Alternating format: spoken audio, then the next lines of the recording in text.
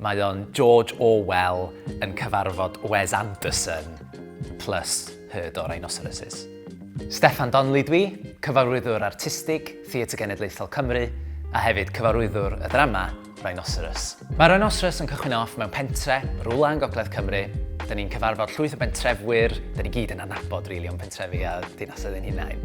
Ond wedyn mae rhywbeth crazy yn digwydd. Mae Rhinoceroses yn dechrau ymddangos, a mae pawb yn trio gweithio allan pam, sut, ydw i'n mynd i droi yn rhinoceros, ydy o'n bandemig, rhinoceritis, a trwy hyn, da ni bron yn chwerthu'n ar ein hunain, achos da ni'n gweld bobl yn straffaglu i drio dall newid mawr yn y cymdeithas. A wedyn, wrth gwrs, wrth i'r shift digwydd bod y holl pentrefwyr yn dechrau traws newid i mewn i'r rhinoceroses, mae yna gwestiwn mawr i rei sydd ar ôl. Ydyn nhw'n ymuno, neu ydyn nhw'n gwneud safiad dros be maen nhw yn gredu. Mae gennym ni dîm criw a cast anhygoel ar Rhinoseros. Dwi'n mor lwcus, cos hwn di'n rama cyntaf mawr i ar daith fel cyfarwyddwr artistig newydd y cwmni.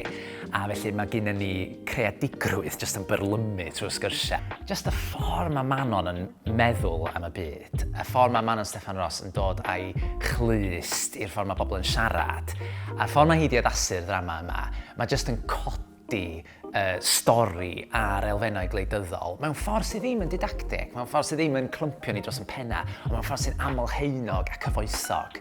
Mae'n ddrama sy'n bwrpasol, egniol, ysgafn wleidyddol. Mae o'n ffynnu, ond hefyd yn codi cwestiynau dwys am fywyd a chymdeithas, a sut da ni'n ymdopi efo newidiadau a digwyddiadau mawrion.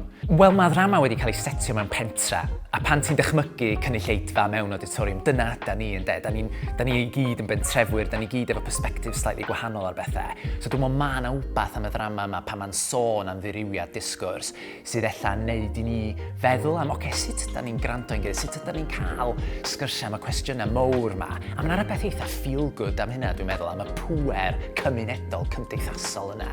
Allen ni fynd allan wedyn o'r theatr a roi mewn i'n cymunedau, mewn i'n sgyrsiau personol ni efo teulu, ffrindiau, cariadon ac yn y blaen.